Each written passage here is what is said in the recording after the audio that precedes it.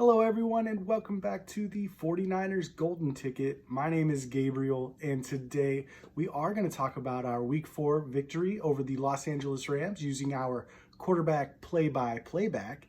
We will look ahead to Week 5 against the Carolina Panthers, but before that we got to talk about this number one defense, the job Demeco Ryans is doing, his potential future, what we'd like to see from Kyle Shanahan moving forward, and then of course we're going to touch on John Lynch and how he might have constructed the best roster in the NFL.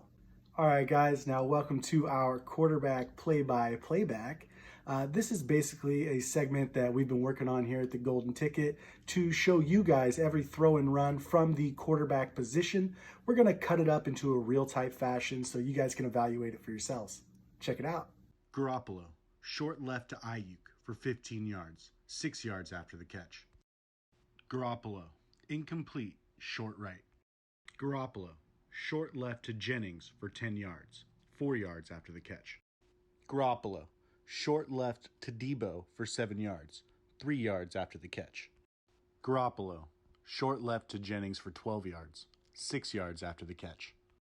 Garoppolo, short right to Debo for 15 yards, 4 yards after the catch. Garoppolo, short right to Ayuk for 11 yards, 13 yards after the catch. Garoppolo, incomplete, short right to Jennings. Garoppolo, incomplete, deep left to Charlie Warner. Garoppolo, incomplete, deep middle to Jennings. Garoppolo, short left to Ayuk for 5 yards, 8 yards after the catch. Garoppolo, scrambles up the middle for 3 yards. Garoppolo, short left to Debo for 57 yards. Debo breaks multiple tackles on his way for a touchdown. Debo, 52 yards after the catch.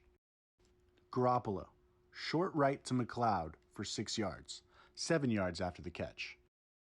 Garoppolo, incomplete, short right to Debo Samuel. Garoppolo, incomplete, deep left to Ray McLeod. Garoppolo, incomplete, deep right, turnover on downs. Garoppolo, deep middle to George Kittle for 20 yards, 4 yards after the catch. Garoppolo, incomplete, short right to Ross Dwelly. Garoppolo, short left to Debo for no yards. Garoppolo, short right to Juice for 35 yards, 32 yards after the catch. Garoppolo, short right to Debo for 7 yards down to the 1 yard line, 9 yards after the catch. Garoppolo, incomplete to George Kittle in the back of the end zone. Garoppolo, short middle to George Kittle for 4 yards. Kittle, 4 yards after the catch. Garoppolo, short left to Debo for 29 yards. Debo, 31 yards after the catch. Garoppolo, incomplete, short right to George Kittle. Garoppolo, short left to Ayuk for 6 yards. 49ers win 24-9. All right, guys, we got to talk about this defense. Demeco has shown that he can grow and has this defense flying. We're playing a lot more man-to-man coverage this year, probably based on some of the signings that we had, which are Various Ward. But think about how good this defense is going to continue to be once we get back Jimmy Ward and Jason Verrett. Let me just throw a couple of numbers and stats at you guys real quick and let you use your own decision. But PFF has this defense ranked number 1.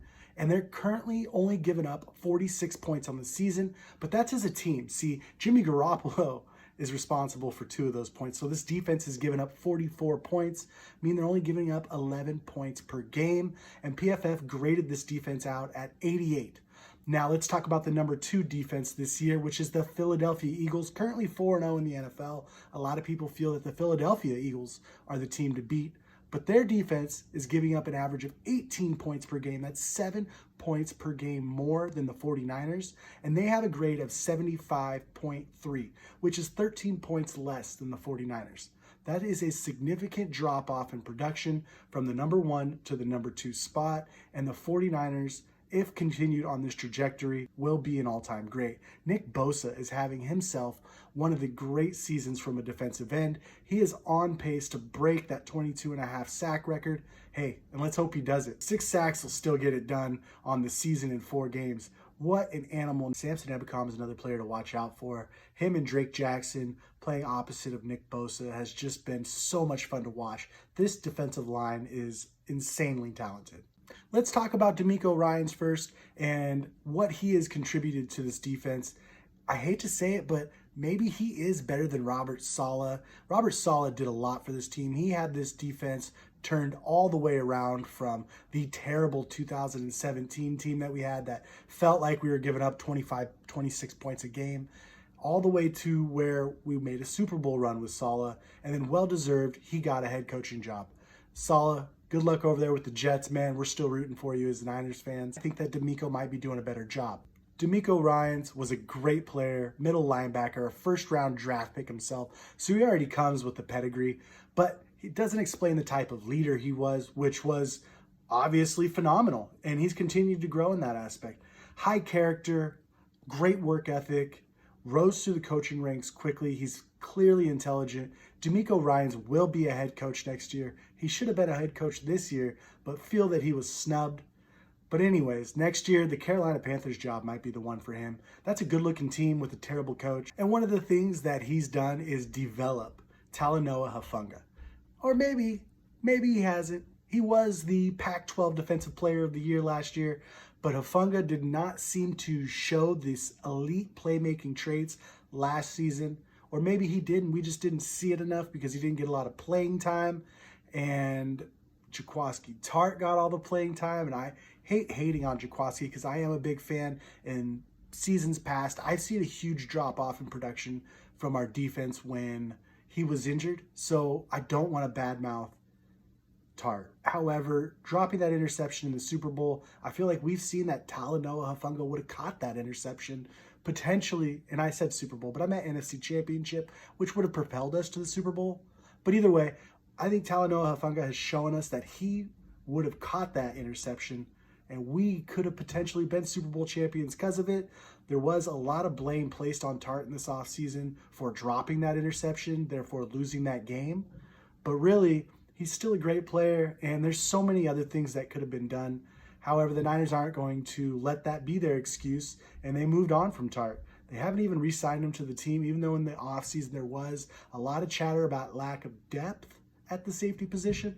But really, Tashawn Gibson has come in and shown out. And I cannot wait to get Jimmy Ward back into the secondary.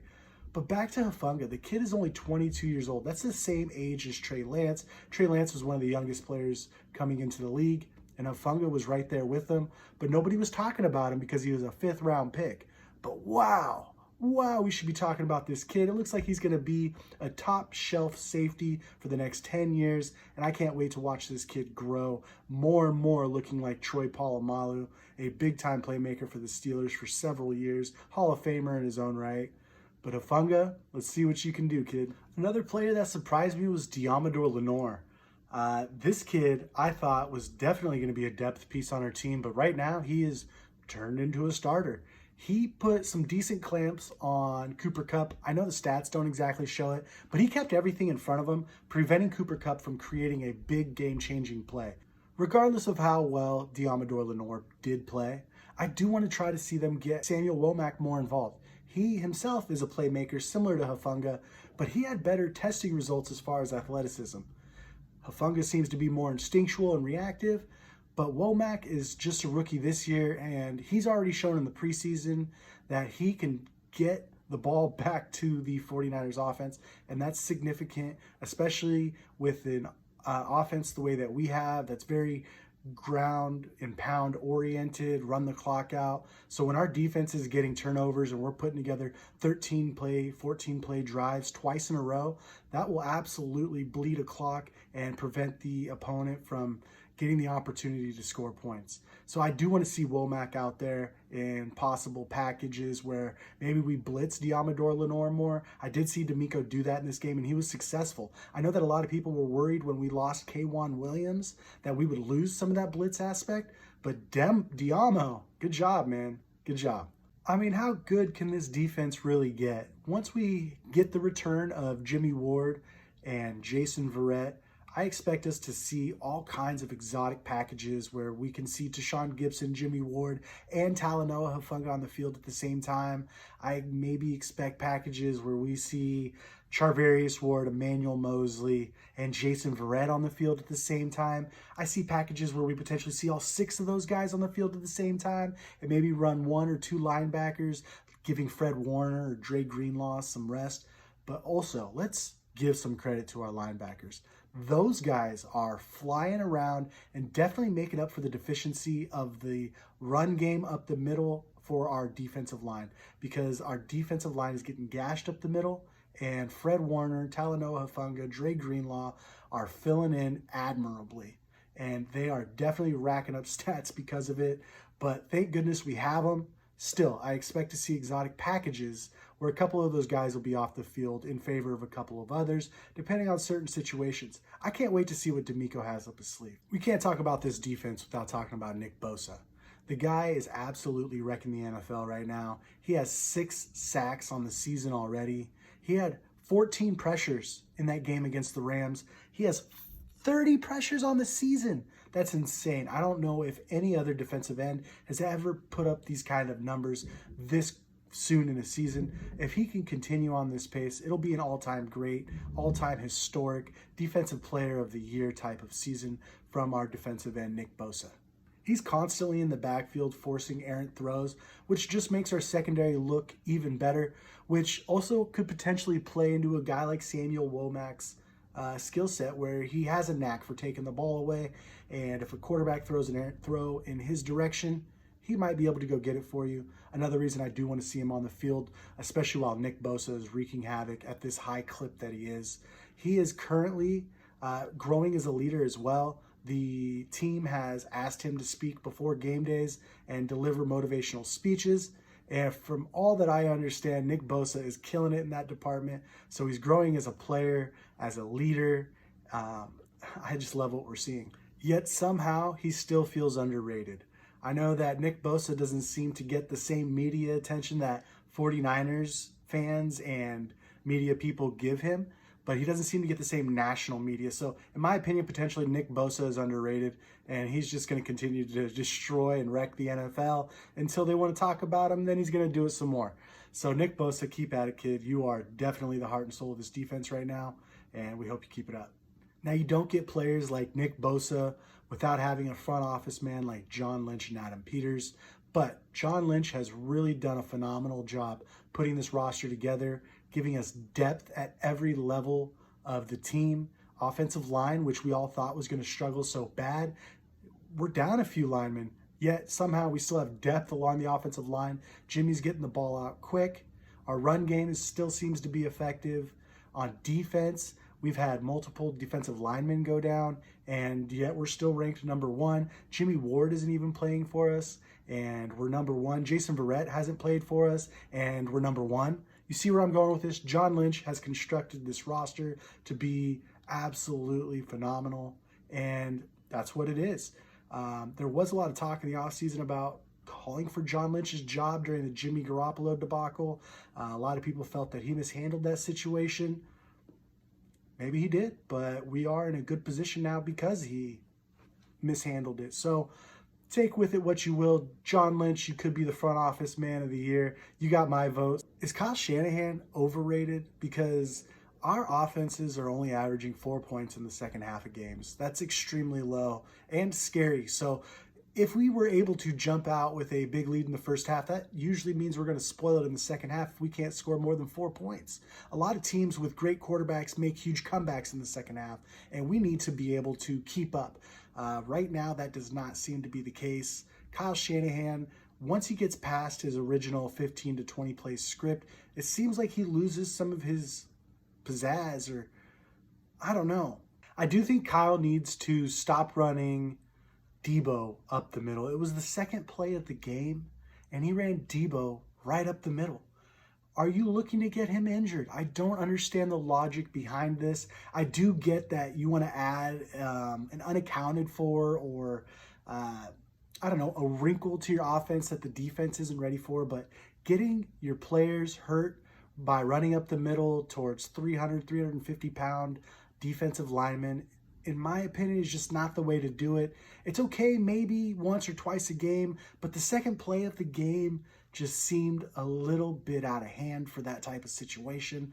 Those are the types of plays you want on like a 4th and 1 or, a 4th and goal where maybe you're at the 4-yard line and they don't expect it. They're expecting you to pass, but not on a 2nd and 10. The second play of the game, that was bad. But I will say in the last game, he had a couple of nice calls. He's getting more players involved, like Juszczyk, who really needs to be more involved. And he's the highest paid fullback in the NFL. Why wouldn't you want him on the field? It was good to see him in motion, catching passes out of the backfield. I'd like to see him run the ball a little more, maybe line up at tight end, let Kittle line up out wide. And I know that people want to say they get Kittle more involved, and I feel like Kyle maybe has been. He's ran a route on 52 of the possible 61 pass plays, so Kittle's out there looking for targets, but Garoppolo just doesn't seem to be looking his way. Maybe they're chipping with him, and then he's going out for a pass, and by the time he's open, Garoppolo's already gotten rid of the ball elsewhere because of the tough play of our offensive line. But either way, the 49ers need to figure it out.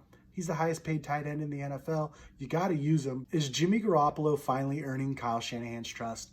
It looked like in the first half of the game, we were more throw. And then once we had a lead, then we started to run the ball more, therefore slowing down some of our scoring opportunities.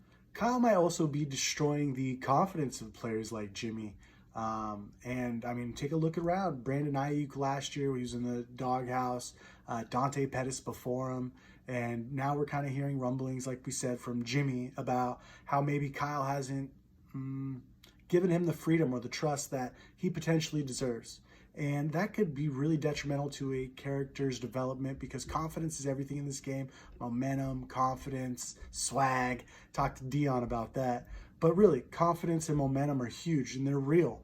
And if you're building momentum in the offseason, you want to continue that into the season. But if Kyle shuts you down and starts tearing down your confidence, then that also stops your momentum and you don't grow. And we got to make sure that we're not allowing that to continue to happen because I feel like we've seen it with a couple of players. But hopefully Kyle is continuing to grow and learn, which we might be seeing. He's accepted responsibility this year. I think the whole Trey Lance situation really maybe opened his eyes to more. Jimmy Garoppolo now being a little pushy in interviews and after games and whatnot, demanding more from Kyle Shanahan. He's still a great developmental person. Look at the coaches he's developed. Kyle Shanahan's influence is all over the league right now. Mike LaFleur, Matt LaFleur, Mike McDaniels, Robert Saleh, Demeco Ryans. These are all coaches that have bright futures in the NFL that all came from the Kyle Shanahan tree. So, Kyle, keep it up. I know the fans, myself, media, sometimes get on you about how you do certain things, but as long as you're continuing to grow and learn and, accept the mistakes and roll with the punches, then I think you're the man for the job. I still stand by the fact that we should hire a real offensive coordinator. Not saying you can't scheme it up or any of that. You can still do those things. But on game days, somebody else needs to be calling the plays because our offense is getting too stagnant and you need to be able to focus on the team as a whole and not just your offense. I'd also like to see you guys get other players involved in the run game. Yes, Jeff Wilson Jr. the past 2 weeks has had 2 really nice runs, but outside of that, it looks like he's just been plodding away. I'd love to see somebody get another shot. I would like to see Marlon Mack back there, Jordan Mason, both guys that you had active on game day, both of which you didn't use in the run game. It was pretty disappointing to see. Normally the 49ers are pretty good about rotating their running backs, so that way there's fresh legs out there. But the way that we're doing it right now, you're going to get Jeff Wilson injured. He runs as hard as he can every single play. You run somebody like that 20 times a game, he's bound to get injured. He's been injured in the past. So I'd love to see some of that work taken off of him and given to a Marlon Mack or a JP, aka Jordan. Don't know why his name's different, but Mason, JP Mason or Jordan Mason. That guy is somebody who shined in the preseason, and I would love to see get some carries in this offense. I'd like to see more play action passing from our offense. The way that we run the ball, the play action and bootlegs off of it are always very successful because teams bite on our run because we are a dominant run team. Okay, even though we haven't been so far this year due to injuries and just game scripts and even the types of weather that we've been forced to play in, we haven't been quite as successful in the run game, but teams based on our history are still defending us that way. So we should be taking advantage of some of those opportunities. Play actions, bootlegs, get Jimmy on the move the pocket, and let him throw short, accurate passes towards the sideline and not just over the middle. Because over the middle gets picked by linebackers he doesn't see. Kurt Warner mentioned safeties, but I don't see Garoppolo get picked by safeties very often. Looking ahead to the Week 5 matchup against the Carolina Panthers, and this should be a good one. The Carolina Panthers, although they don't look like a good team right now, they should still be a solid team. They do boast some of the best playmakers on defense in the NFL. Brian Burns is going to be real tough to deal with there on the edge, especially since we are down to our third string left tackle in Jalen Moore because Colton McKivitz also got injured last game, and then Trent Williams the game before that. So Brian Burns, I don't know what the 49ers plan is to help keep him at bay. I assume they'll use a mixture of Kyle Juszczyk and George Kittle to do that. Hopefully, though, they do allow George to get out in the passing game and not just kind of chip Brian Burns. Hopefully, allow him to run routes as they have been this season, and hopefully Jimmy can find him. But the Carolina Panthers right now are ranked, I believe, 31st in PFF's power ranking, which is awful. Baker Mayfield is the quarterback of that team, and he is playing awful. Ever since the situation in Cleveland with Deshaun Watson and Baker wanting out, I just don't know if there was too many distractions for Baker that he didn't have a good offseason. But right now, he doesn't look like the player that he had in the past. Doesn't look like the number 1 overall pick when he was taken. And I don't like what I'm seeing from Baker, but hopefully there's a growing curve. Hopefully that he will start playing better, just not this week. I'd love to see you do terrible again this week against the 49ers. But Carolina Panthers might be a team we're talking about at the end of the season once they start finding their rhythm, once they build an identity on offense. Christian McCaffrey is still the same dangerous playmaker he always has been, regardless of how many times he's been injured. The guy doesn't seem to lose a step, lose a wiggle. He is quick and in and out of his breaks and will blast through you. No problem. Christian McCaffrey, one of the premier players in the league still. So I fully expect the 49ers to be run heavy in this game, so that will help keep Brian Burns at bay, as well as the Carolina secondary is considered elite, although they might be overrated this season so far. But again, maybe it's just they haven't found their rhythm or their offense hasn't been able to go, so their defense is on the field too often. I mean, Baker Mayfield only boasts a 46 quarterback rating, 46.4 PFF grade, not quarterback rating. But still, 46, that is awful. But the Panthers don't have any other options. Their draft pick, Matt Corral, is injured. Sam Darnold is injured. And Baker Mayfield is the last man standing, and he's playing terrible. So 49ers, take advantage of that matchup. Please get the run game going. Get other backs involved. You should be able to take over this game, no problem. 49ers win this game, 21-13. All right, guys, that's going to wrap it up for us here at the Golden Ticket. I appreciate all of your guys' time today. I hope you learned something. But if you have any questions or comments, or you want to see me talk about something, go ahead and leave something in the comments, or follow us over at 49ers GT on Twitter and leave your comment or questions there. I do appreciate all of you joining us today.